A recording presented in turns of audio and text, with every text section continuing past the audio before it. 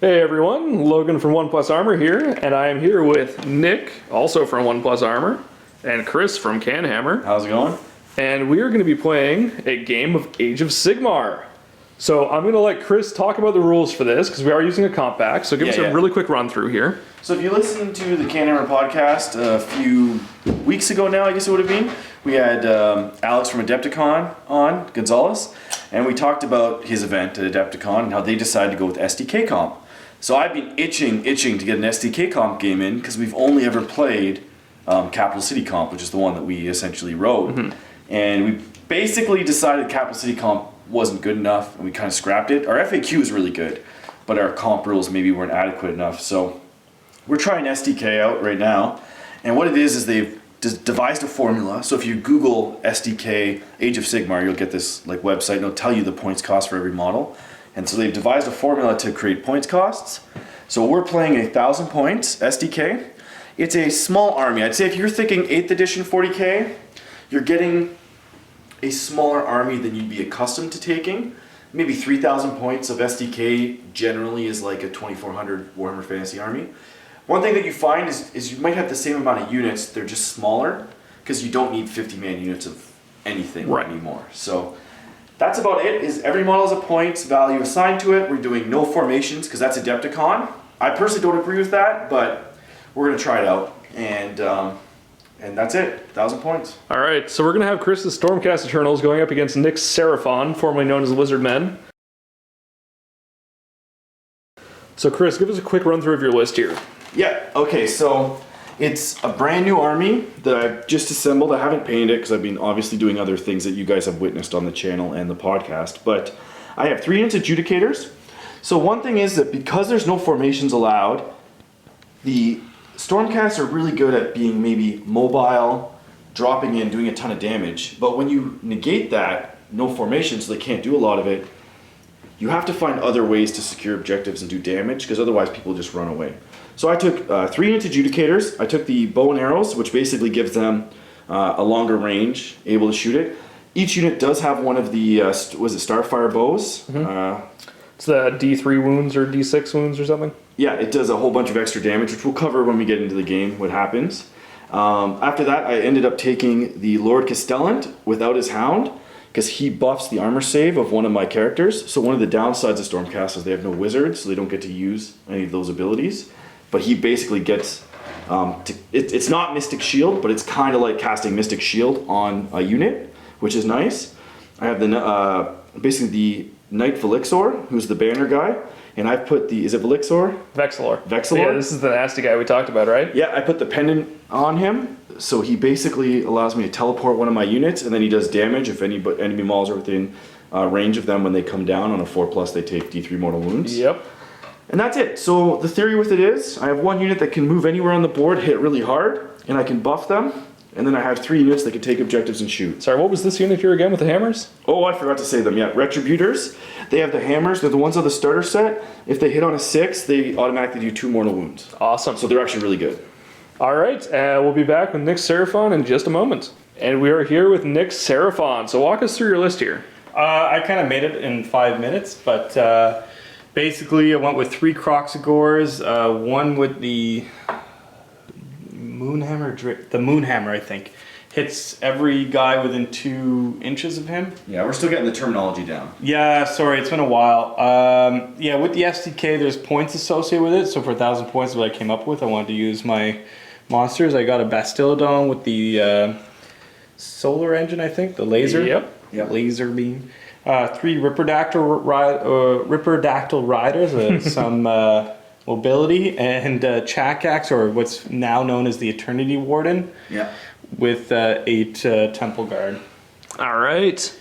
So what mission are you guys going to be playing on this fine table of terrain brought by Chris and the mat by Frontline Gaming? Well, I bought the mat from Frontline Gaming. You did. But anyway, we're basically, Adepticon didn't release their scenarios, and I don't think they do prior to the event, but they gave us some primer general scenarios, so we're modifying one of the Adepticon primer scenarios. So our secondary is going to be 1 objective in the center of each table quarter to capture, and then you have to, every turn that you end, complete game turn, which is when each of us go once, if you have a character within 6 inches of the center of the table, you get a point. So that's it. So it's going to force us to put our characters to the middle to fight over the center. Because we're not going to get too complex about it. Just if we both have characters within it, we both get a point. If one of us does, they'll get a point. And then the secondary, of course, is just a whole table quarter, like the objectives and table quarters. So. All right. So one thing that may be new for anybody who's getting into Age of Sigmar from, let's say, Fantasy or Ninth Age or something, we have a lot of terrain on the table. So what's the reason for that? You need it. It should have anywhere from 12 to 16 pieces of terrain.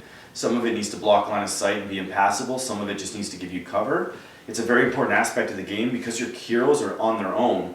They need to be able to be in terrain to get +1 armor save so they don't die to shooting or anything else.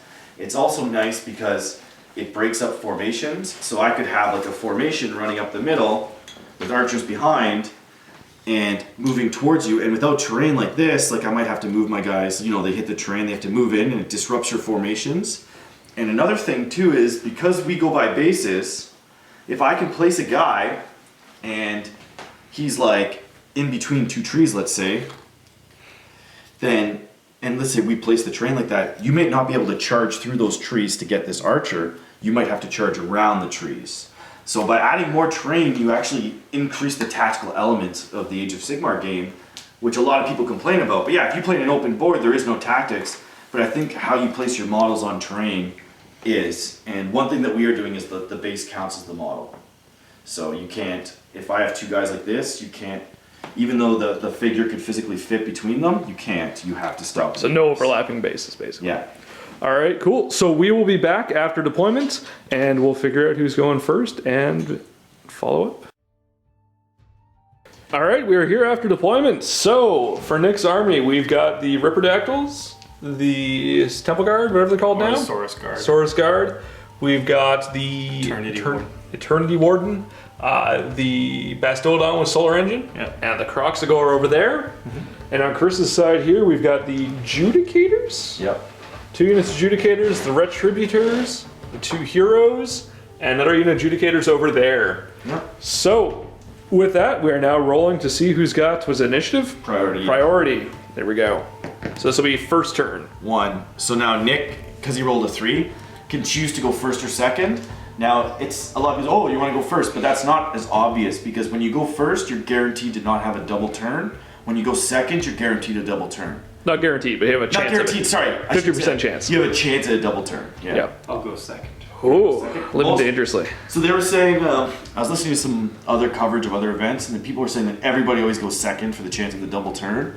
So if you planned your army to go first, you'd actually be, I guess, countering the meta. Ooh. Yeah. All right, we will be back after Stormcast Eternals turn 1.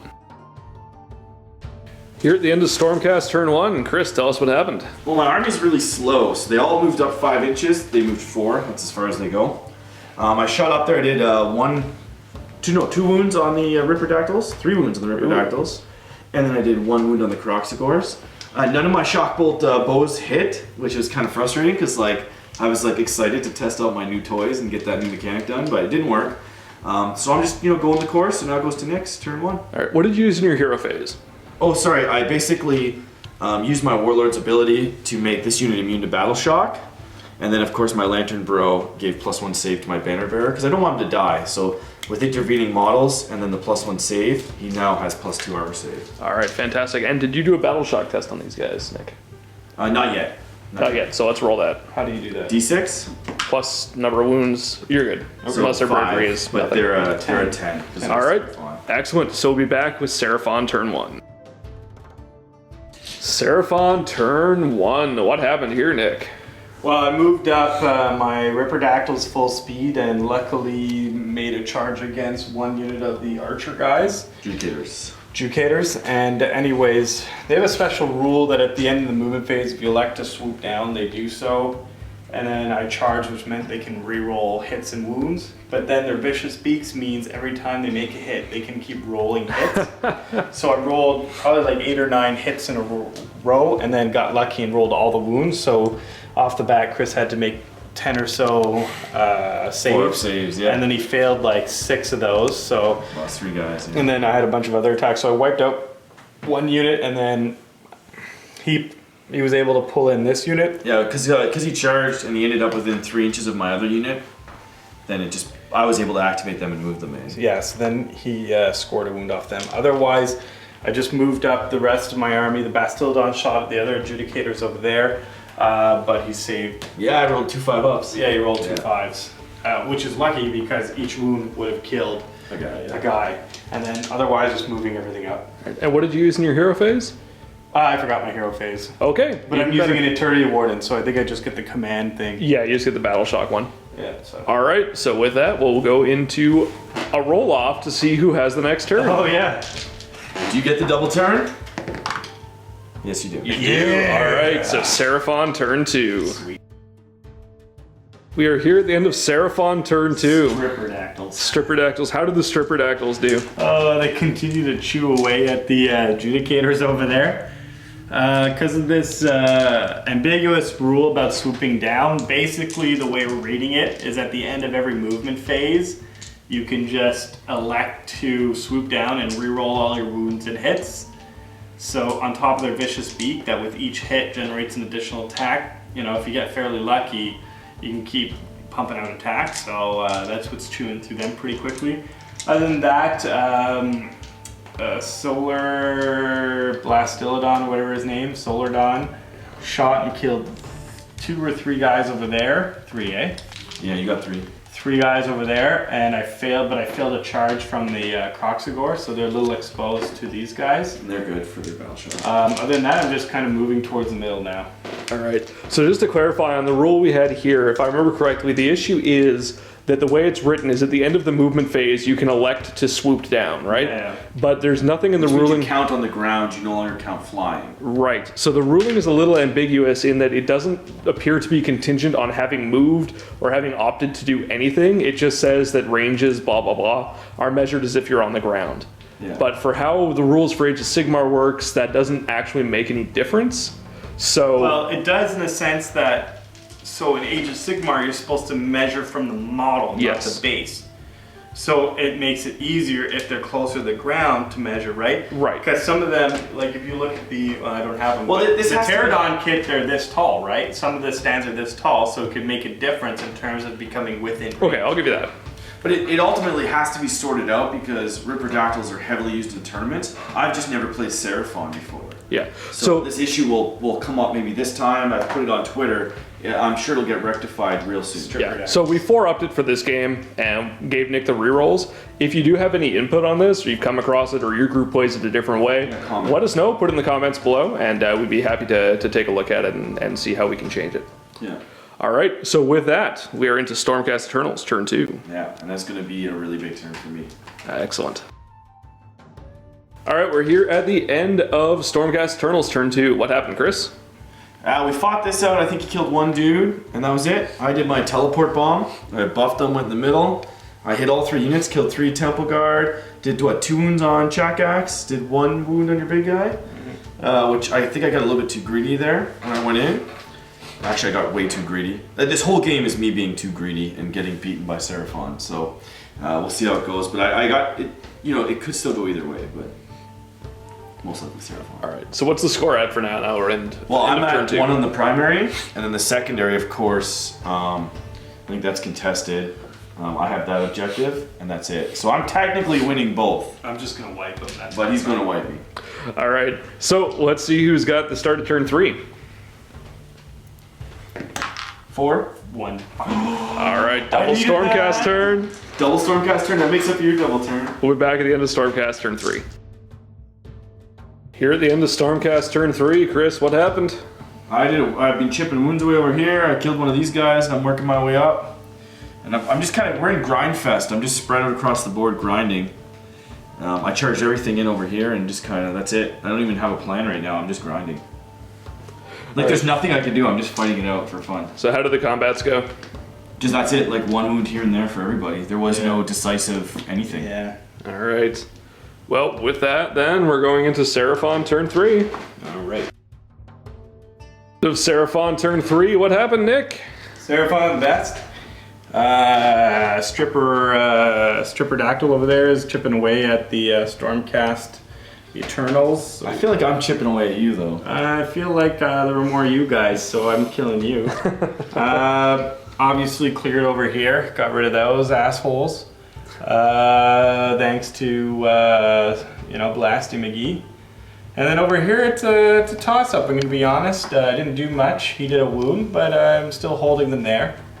So I'm fairly confident I'll be able to wrap this up there pretty soon. Yeah, he killed my Relictor with his... So while Chris kicks my butt at 40k, I'm the AOS master. And that hurt his feelings. Look at him. It doesn't hurt my feelings. He can't stand it that I am the AOS master. All right, let's roll to see if who's going in turn 4. Double turn! Oh, double turn! 1-1-1. Yeah! Double Seraphon turn. It's being double turn. Yeah. All right, Seraphon 4. We'll be back. Here at the end of Seraphon turn 4, and Nurgle's foul odor has come into our gaming area. Thanks. That was me. So what happened here, Nick? As you walk away from me quickly. I wiped out the hammer. That was last turn, we already talked about that. Okay, well I moved up these guys to get within 6 inches of the primary objective for Chakax. The Coxigor managed to kill the 2 remaining adjudicators. He's proving a little challenging to hurt because of his 2-up armor save. And then we're still in a bit of a stalemate over here. All right, so we're going into Stormcast turn 4 now. Yeah. All right, we are here at the end of Stormcast turn 4. Chris, what happened? I lost everything. Lost everything. I missed with all my one arrow guy. This guy had 1 wound for 3 rounds of combat, and I couldn't kill him with shooting in combat. And then he killed my character, his stupid tail, and D3 wounds. Did 3 wounds to him. Smashed him. All right. So what do you guys think of this? We used a new comp system for the first time for army list building. What were your opinions on it? I think we went too small. I think 1,500 to 2,000 points would be much nicer because you were super limited to what we could take. Basically, I attribute everything bad that happened to me to poor play. I was too aggressive with my archers. Put them out. Like I didn't realize how fast his stuff was because it's my first time playing as Seraphon, and I kind of threw away my teleport bomb wasn't as effective as it could have been because I kind of was too aggressive. I think next time I'm just going to be a lot more cagey and play more Eldar 40k. Yeah, I think you guys both made the same mistake at various points, which was pulling extra units into combat. Like for the Ripperdactyls, it worked out really well. For your teleport bomb, it was unfortunate. I thought I was out of 3, but I wasn't. I could have done it and been out of 3, but I kind of just screwed it up. Yeah, pulling the Temple Guard in really hurt because they took out a lot of guys. Yeah. All right, Nick, what were your thoughts on that game? I think it's my battle cunning and extreme strategery that won me this one. It's just a clear... More like stupidity. I think it's just a clear difference in generalship here that really highlights how this game went on. No, I don't know. I think Seraphon are pretty strong. At least the monsters and stuff, like the Bastillodon. The armor that never suffers a rend and being able to shrug off mortal wounds is pretty strong. That's and good. He's got that 2d6 beam he can shoot that's 20 inches, and he's not half bad in combat, so he's soaked up a lot of damage. But yeah, no, it was a good game. I think this is much better than when we started and we had like 100 models or more models on the table. It was just like you have units of 50 guys and just moving 50 models really sucked. Like, Yeah. I agree with Chris, maybe 1,500, maybe 1,750 points would be add a little bit more to the game and the objectives helps. But yeah, I enjoyed it for sure. I think there's some potential here. Play around. If somebody invited me to a tournament and there was a 40k going on, I would consider it, yeah. All right, good stuff. So, I guess the last question I had, I have totally forgotten. So, with that in mind, thanks for watching. One thing, one thing that bugged me though, is his round base versus my legacy square bases. Yeah, this game does look really good on round bases. Yeah, I'll say that. I'm telling you right now, I would be more enthused if my army was on round bases. I'd already feel better about it. Yeah. And it's not like your Lizardman basing is over the top. I don't think it'd be that much work for you to change that out. I know, but I want to keep it for 8-bit games that I play. No, you don't. Yes, I do. No, you don't. Anyway, Buy a new army. thanks for watching. We'll probably be back with some more Age of Sigmar content in the future. Chris is rip-roaring to play, so we may dig out some stuff and have a couple more games, because this comp system does seem to be pretty good, pretty reasonable. I want to try Clash Comp, actually, with the pool choices. Either way, we'll try a couple different things, see if anything sticks. But past that, Chris is going to be playing AOS doubles at Adepticon, so if you're going and you're playing Age of Sigmar, be sure to say hi. Make fun of him for losing this game. Yeah, team. I'm only playing the doubles, and it's Team Cheese and Bacon. And it's Mike Butcher and myself. Delicious. He lost to me, so wow. Yeah, I know, right? Okay, anyway, thanks for watching. If you like what you see, please do like the video, subscribe to our channel. Any comments you have around the game, or just how pretty you think Nick is, leave them in the comments below, and we'll be sure to check. I still have to go through all my... And I feel dirty with a plastic army. I'm going to say it now. I felt dirty putting a plastic army on the board, but we had to do it. It happens. You got to start somewhere. To face the plastic. I don't know. All right, thanks for watching, everyone.